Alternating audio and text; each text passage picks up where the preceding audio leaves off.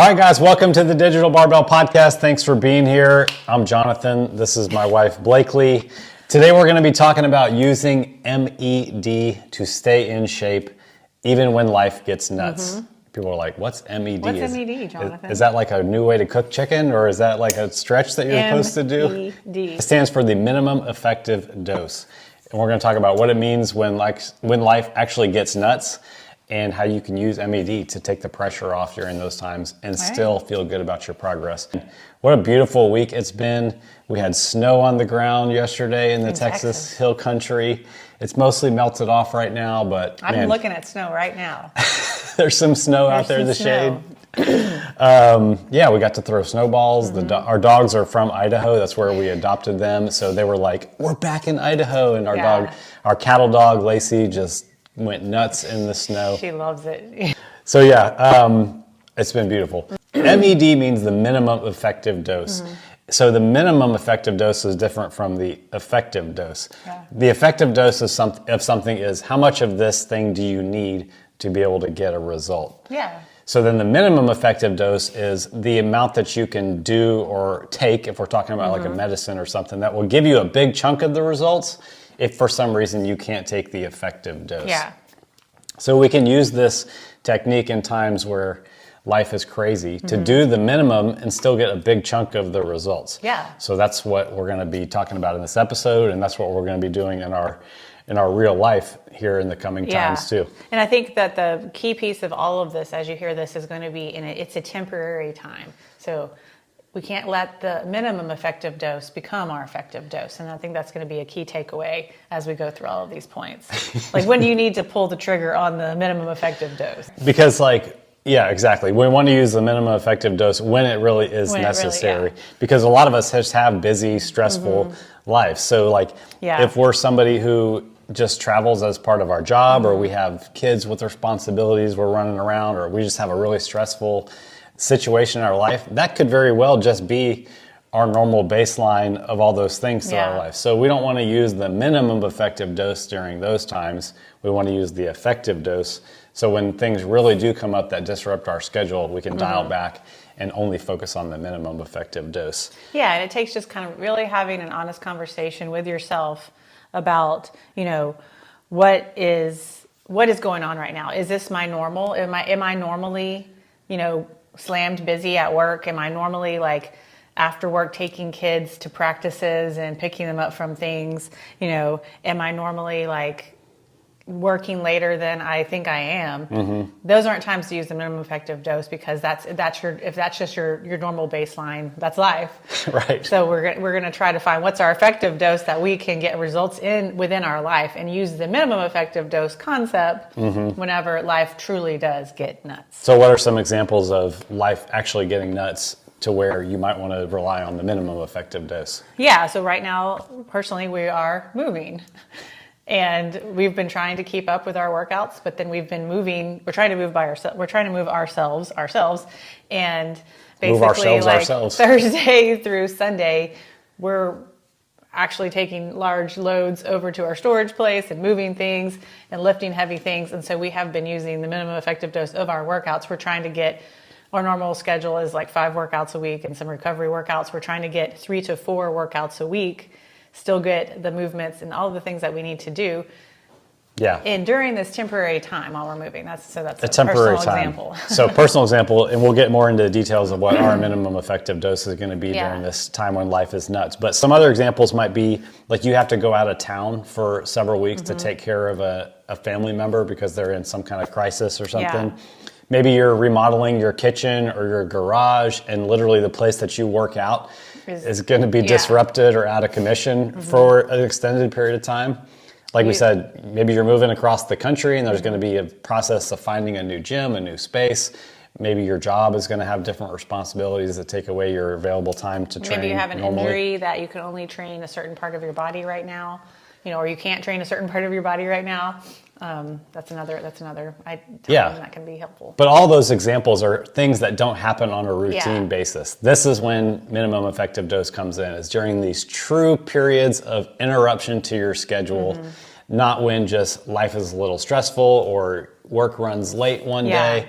we want to focus on MED during these times where things are going to be out of the norm for an extended period of time. And so we're talking about staying in shape, how to use this concept to stay in shape, because we're trying to, that's our goal. We're trying to stay in shape. So how can we use this to stay in shape? So let's talk about why this is so powerful. Why are we even talking about this concept? Like people are like, why are you even talking about MED? What is this weird?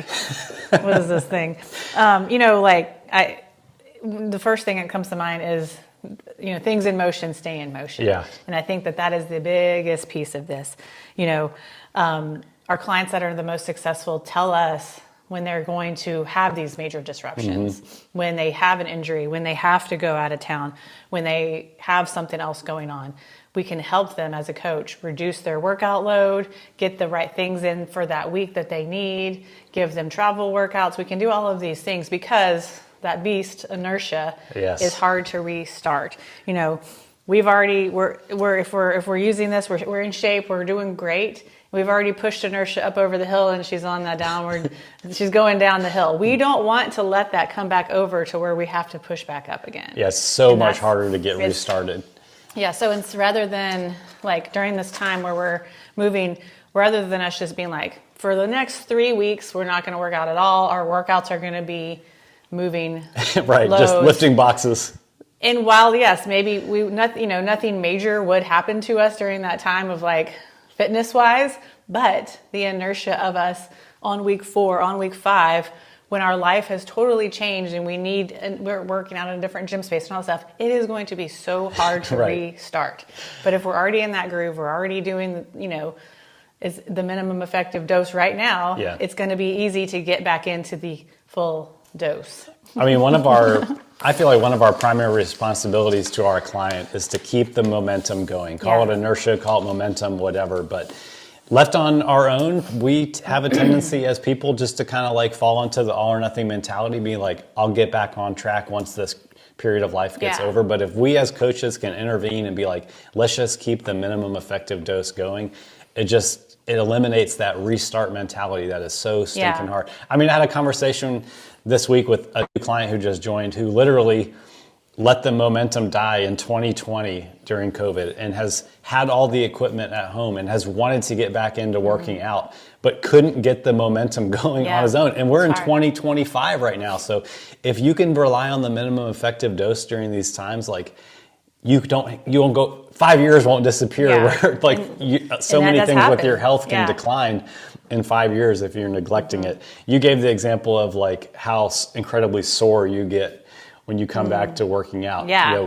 Continuing the momentum is like not getting incredibly sore when you come back to working out after having a prolonged period of time off. It's so true. It's like nobody likes that feeling. Worth the effort right there just to keep that extreme soreness of like, I haven't worked out in 6 months, and then you go back into the gym and you're like, oh my goodness, I can't move for a week. Exactly.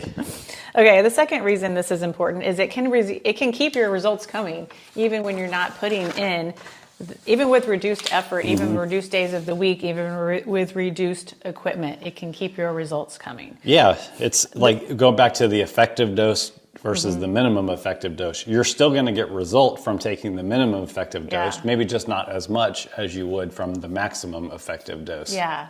Shameless plug for a coach here, but this is how a coach can help you.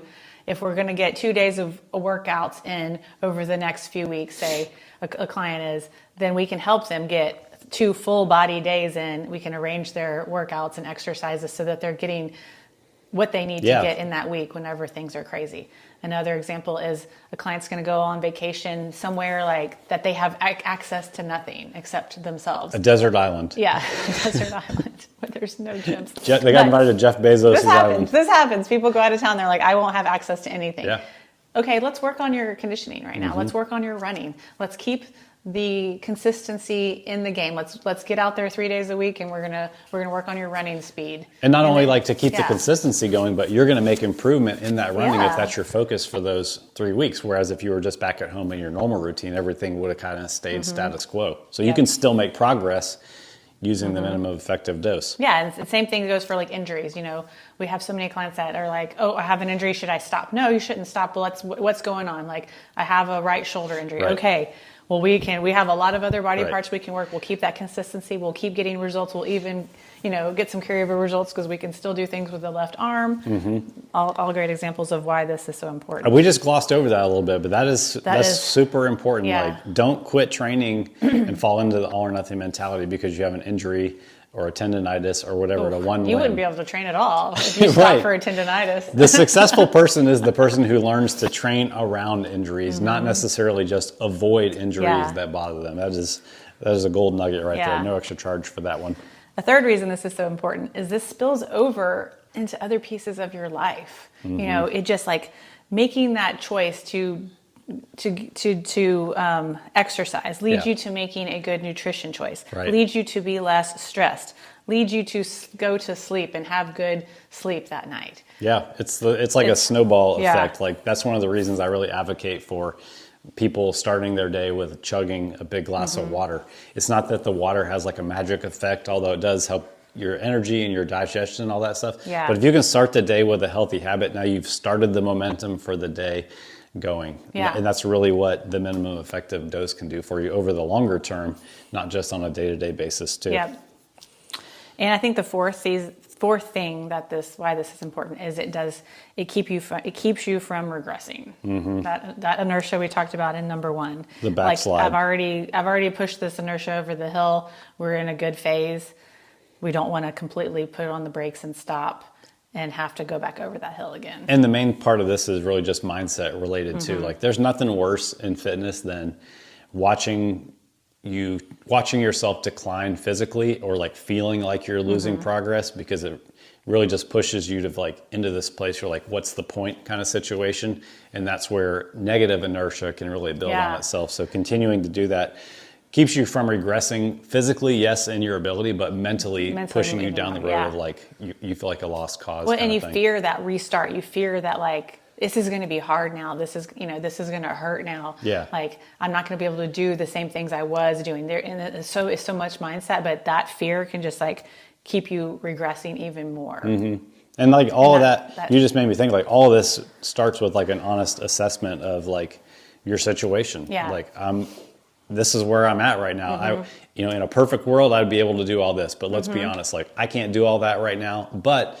I'm going to divert that thought into like, what can I control right now? Yeah. What can I control right now, and what can I do? Okay, so let's make this real personal. Yeah. Well, yeah, that's why we alluded to this in the beginning, but we are moving, and that's why we're even talking about this. It's going to be a big piece of our life right now while we're moving things. And I think at the beginning phases of this journey. So short story of what's happening is we are moving out of the house that we live in, and we're going to live full time in our Airstream trailer, and we're going to work and travel out of the Airstream for an indeterminate amount of time, which is very, very exciting, but also very terrifying, because we have a great life here. We're renting a house, but we have a great piece of property that we're renting right now. We have this space that we use for our office, the space that we use for our gym. We have zero excuses for anything right now. We can, it was snowing yesterday, and we can come in the gym and work out warm and cozy, get steps on our treadmill. Everything's so easy. So why are we leaving it? We'll find out in the next 6 months. But in this time, we're going to have to, really like dig deep and rely on not motivation, but our consistency. And so we're not going to during this time when we're moving, we're not going to let progress stop. We're going to keep doing the things that we can do. And even during the beginning phases of this journey, while we're figuring out how we're going to work out, how we're going to keep our fitness going, we're going to have to rely on that again. And like, we're going to tell you the 5 things that we're going to focus on as our M.E.D here, but we're also looking at it from the perspective of the transition time of packing up the house, deciding what's going in the camper, what's going into storage, loading the camper, all that stuff. Like, that is our M.E.D period, accepting the fact that when we're living in the Airstream and traveling, M.E.D is no longer going to cut it, because the craziness of driving from one city to another, or staying in this place with suboptimal conditions. We're looking at somebody's sewer pipe and we don't want to do burpees next to their sewer hose or whatever, that's going to be our new normal. So we can't rely on the M.E.D. the whole time that we're living in the Airstream, only during this transition time. And then we need to figure out how to transition back to like the full version of what we want to do to maintain our health, our fitness, and our longevity. In a new space. With our new challenges. Our new routine, our new normal. Our new normal will be making sure that we get to the gym at the right time so it's not so busy. We're going to be working on public gyms. We're not going to be having the cozy office that we have right now. Things like that. You know? It's going to be a different challenge to make content. Everything's going to be different, but we're not going to look at it as like, as soon as this period is over, I'll get back to normal. Right. It is the normal. That's going to be our new normal. That's great. So let's talk about the 5 things we're going to focus on in the transition so during time. this few weeks right now, we are transitioning from living in this space to living full-time in the Airstream. What we're focusing on right now is we're committing to 3 to 4 of our digital barbell workouts per week, so that we know that it's important to get like our muscle, our strength building muscle work in every week. Yeah, we don't want to go 3-4 weeks without lifting weights, or we'll be insanely sore when we get back to it, and it'll be harder to get back to it, but we could potentially lose some strength during that time too. So not only just doing the workouts, but making sure we're lifting heavy weights. Making sure we're focusing on intensity when we are making sure we're getting the most, when we are able to do the workouts, making sure we're getting the most of them as well. Because I can tell you, after working with a lot of people, it's hard for people in these kinds of transitions times to really do that, commit to doing the 3 to 4 workouts or whatever, or slightly reduced amount than they normally do, and just say like, the activity I did, packing the boxes, or the walk I took the dog on today, or I was really active, that was good enough. That's not really minimum effective dose if you're somebody who cares about their strength, their muscle, that kind of stuff. We still need to prioritize lifting weights, even if it's not the 5 days a week that we would normally do. Yep. Another thing is we're going to commit to getting our steps in. So we always strive to hit over 10,000 each day, and we can continue to do that. And that probably might be one of the easier things as we are moving things around in the house, but that's definitely a goal we both have right now. And we've said this before in other episodes, but one of the key ways we hit our steps every day is we look at our steps throughout the day. It's so tempting just to get to like 5-6 o'clock in the evening and be like, where are my steps at? Holy moly, I only have 3,000 steps today. How am I going to do this? And that's a similar concept of the inertia. Like it's like, oh my gosh, I can't get 7,000 steps in. I got to make dinner. I'm trying to unwind from the day. I'll start over tomorrow. Yeah. But that's exactly right. We keep that from happening is so that we look at our steps throughout the day. Like, oh shoot, I need to hop on the walking pad. I need to take Lacey for a walk real quick, something like that. Right. And if you're somebody who struggles with the all or nothing mentality with steps, think about giving yourself a weekly goal too, so you can make up for things on days that you don't hit your goal. So the third thing we're going to commit to right now is sticking to our normal menu, having protein at every meal. Like we have the same basic breakfast every day. We cook our own food 99.999% of the time, I would say. But we've been doing a lot of different foods lately, I would say, over the last couple months. We're making tofu spaghetti with pasta and pasta sauce. We're making homemade chicken noodle soup with a rotisserie red beans and chicken. Rice with a really good like chicken andouille sausage. Chicken sausage. And then of course like our standard buffalo shredded chicken in the slow cooker. Yeah. But yes, we're going to stick to that same framework of meals. Like we're not going to start doing DoorDash. We're not going to start going out to eat more. That could start a slippery slope. And it really focusing on your nutrition is a really powerful minimum effective dose thing. So I would encourage you to keep a minimum effective dose for nutrition. And still keeping when things are hectic, we're still like, okay, don't pack the crock pot and things that we're using to make these meals until the end. So we like even yesterday we're throwing, let's throw in some chicken so we have something tonight. It just takes like a second to like pre-think about that, but it really helps you at the end of the day, just like looking at the steps. At the end of the day, you're like, okay, I have food that is cooking right now. Right. I don't have to be like, shoot, I have nothing. Let me go out and forage for food out in the world, and it ends up to be a meal that is less than good. Okay, another thing we're going to focus on is our sleep. We're going to try to still get our 7 to 8 hours of sleep, or we are going to get our 7 to 8 hours of sleep. So that makes sure that we have to go to bed at a certain time in order for that to happen. It's as simple as that. Yeah. Underrated hack for getting more sleep. Go to bed earlier. I'm struggling with sleep. What time are you going to bed? Yeah. I don't know, midnight, 12 o'clock, and 1 this o'clock. just has such a huge effect on the next day. It makes your next day successful. If you can get to bed, get your sleep, wake up feeling recovered and rested and ready to go versus needing to hit the snooze, needing to sleep in. Like, we're lucky enough that we have a flexible schedule in our offices right here that we don't have to use an alarm clock. We wake up naturally, but like, it just helps you just like to get up with energy and be motivated to attack that next day versus feeling sluggish and not wanting to do the things that you need to do the next day, whether it be exercise, whether it be work, whether it be pack, whatever it is. It's like a keystone habit of a healthy lifestyle is getting enough sleep. It makes everything else on the list so much easier. And I understand people have different challenges with having young kids and those kinds of things, and there'll be periods of your life where you can't get optimal amounts of sleep. But what an opportunity to use the minimum effective dose strategy during those times. Yeah. And the last thing that we're going to commit to is weighing ourselves daily. And again, the same thing as looking at the steps, the same thing as just pre-thinking, like, what food do I have? It just keeps you from being surprised. Yeah, it keeps the awareness. It keeps the awareness. It doesn't make you freak out about a weight gain or loss if you only weigh yourself like once a month or once every few weeks. Right. It just keeps you a little bit accountable and lets you know that you're doing the things that you said that you were going to do.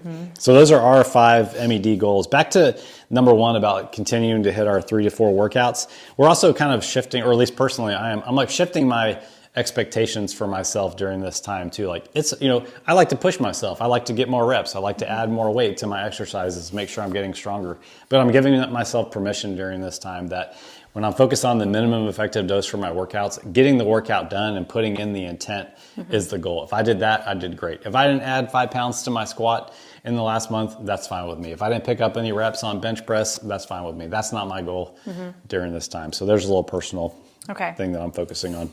All right, so let's talk really quickly to end this is about how you guys can set your own MED. All right. And just as a reminder, like, we're talking about, this is a temporary time when life is nuts, when life is crazy. This is not our new standard of how we're going to operate. This is the minimum effective dose for a temporary time in our life when things are chaotic. All right. Okay. First one. How can you set your own for yourself? So think about what you do on a daily basis that makes you feel like you're in the groove. Yeah. Like what kind of things? Like you personally. You personally, What fires you up? Like, is it getting your steps? Is it drinking water? Is it a certain bedtime? Is it getting your workout? And what makes you feel like, oh, that day I was in the groove? Yeah. Okay. Set that as a goal. Yeah. Set that as like one of your like non-negotiables. If one of those things wasn't to exercise, then that's a good thing to put into your M.E.D. is the daily exercise. Whatever you're currently doing, whether it be steps, whether it be digital barbell. Back to the momentum conversation. Yeah. So then think about things that at the end of the day or the end of the week could potentially make you feel like you're failing. Flip it and make that one of your non-negotiables. One of your MEDs. If you like beat yourself up if you don't get your steps in during the week or during the day, make that a goal. If you know that you feel like a failure, if you like scroll at night and stay up too late, and that just leads to the I got up too late in the morning and blah blah blah blah. Like, it leads down the bad path. If that's one of the things that makes you feel bad, then make that one of the things. Like, okay, I'm going to go to bed at this time. I'm not going to scroll past this time. And one of the great things about this goal is you're thinking about something that you would do that would make you feel like you're failing, and making not doing that thing one of your minimum effective dose goals doesn't take any extra time or effort because it's something that you're not doing. Like, if you tend to like have bad digestion and have no energy after you stop for a number 1 Chick-fil-A meal, maybe one of your MED goals during transition is to not stop at Chick-fil-A. It takes no extra time, costs less money to do it. So that's a benefit of this approach to an MED goal. Yep. So basically just like thinking about things that make you feel like you're in the groove, and then making you feel like thinking about things that make you feel like you weren't in the groove, and using those to set your own minimum effective dose during a time, like I said, a temporary time when life is crazy and you can't do the full effective dose. Yeah. And find some way to keep track of how often you're hitting these goals too. Yeah. Set these as consistency goals to try to like hit a certain percentage across the course of the week, and find a way to be accountable too. hire a coach, tell a friend. Somebody in your life is probably going along with you in this time of transition too. So maybe you guys can both go at it together. Okay. Now that we're done with this, I have a funny story. Okay. We're done, right? That was it. That's done. End of it. Click. Okay, you know how when you're moving and you're just like going through things and you're maybe discovering something you forgot you had. So recently I discovered my old cowboy boots. I grew up in Texas. These were like my only pair of cowboy boots I've ever had. And you know, I've worn the same size shoe basically since I've been an adult. So I mean, we used to have Go Texan Day. There were certain times I used to go to the rodeo, certain times where you needed a pair of cowboy boots, and this was my pair of cowboy boots. Anyway, I broke them out. I'm like, man, these things still look good. Jonathan, like, shine them up for me. And I wore them to church. And I'm sitting there, and like after walking in and then sitting down, my feet were just like, I don't know. Not throbbing. It's just like, I started feeling like super claustrophobic. Like, I am not going to be able to get these shoes off. Maybe your feet were swelling. They weren't like swelling or anything. It was just like, you know, like any other shoe you can just like click off, but boots, I mean, there's like a special tool to take a cowboy boot off, or you need like another person. Like, I'll hold myself down and you pull my boot off. Like, that's how you get cowboy boots off. And it just like, I hadn't worn them in so long, and it just started freaking me out. Like, you get a little panicked? I got super panicked in church, like wearing these stupid cowboy boots. So I'm like, I couldn't even concentrate. I'm fiddling with it. I finally like get my heel out of one and I pop it off. I'm like, oh, okay. And it wasn't like it was hurting my foot or anything. It was just the thought of, how am I going to take these boots off? And so then like, I'm like probably making a scene. I like use my hands and like pull the other boot off really fast. And I just sat there with like them like dangling on my feet. Like my feet were still in them, but not in them. And I had to clip my feet back in to walk out. And I'm like, I'm never wearing these again. I mean, I was sitting for sale. I was sitting right next to you, and I didn't even notice all this going on. Oh my gosh! Was it during the singing part, or was it during the? It was like the sermon? It was during the sermon. That's pretty impressive. You're pretty sly underneath there. Woo! What about? That was funny. Since we're just riffing now, like, what about the packing process to, like, go? I mean, everything in our house we have to touch and decide: is this going in storage? Is it going to donation? Is it going in the trash? Or is it going in the trailer? Those are our options. Yeah. Like, what about the process has been like a challenge or surprising or relieving or any of those things? It's just been like it's weird going from like we've been married for over 20 years, and we've lived in houses for a lot of that time, and we have a lot of accumulation of stuff. Not like, just like you, I mean, you have couches and tables and side tables and all the stuff, and thinking about like everything you own, pictures. We can't really bring yearbooks. Like a trailer is set up, like you can't do decorations really. It's got its own furniture. We need like our clothes and our toiletries and our food. And our technology. We don't really need anything that we have in our house. And that's a weird idea. Like at one point in our life, we lived in a really, really small townhome. No, not townhome, but like condo. And we put some stuff in storage during that time, and then we moved back into a regular house and we got it back out. And that was okay because we still had like a good amount of our personal things. Yeah. But this has just been a weird idea. It makes you realize all the things that you have that you like don't need on a daily basis, but we do need it when we we want to live in a house again. That's our goal, is to travel around, do this temporarily, and get this of our own, get a office gymatorium, an estate with a house and a office gymatorium, and we basically want this idea, but we want to own it. We don't want to rent it forever, so we're taking the leap, and we're going to see if that's possible. Yeah. But that's been the hardest part, is just like the idea of like, I feel like I don't need to store all this stuff. Like, it seems like a waste, but then I'm like, I would like to have a house again, and I'm going to need a couch and a side table and blankets and towels and everything. Yeah, we're definitely not getting rid of that kind of stuff that we would have to just buy again. Yeah. But like we've been talking about as we look through our stuff, we have so much stuff that used to belong to other people. Yeah, that's a big chunk of basically it's all me. It's all my family stuff. Jonathan has like 2 boxes that are personally his, and I feel bad because the rest of it is my. And I love having it. It's my grandfather's stuff. It's my grandmother's stuff. It's my family stuff that's always been like important to me. And this is big stuff. This is like tables and clocks, and it's not just like a tchotchke thing. So it's a big part of our stuff. A 5-piece sectional. I think I've talked about this before, but it also makes our house look old, which I like old things, but people walk into our house and they think that it was the previous owner, old lady's house that lived here. Is like, did the house come like this? I'm like, no, it's all mine. So anyway. We got we're, a lot of things are packed up in the house. Most of the cabinets are emptied. One bedroom is completely empty.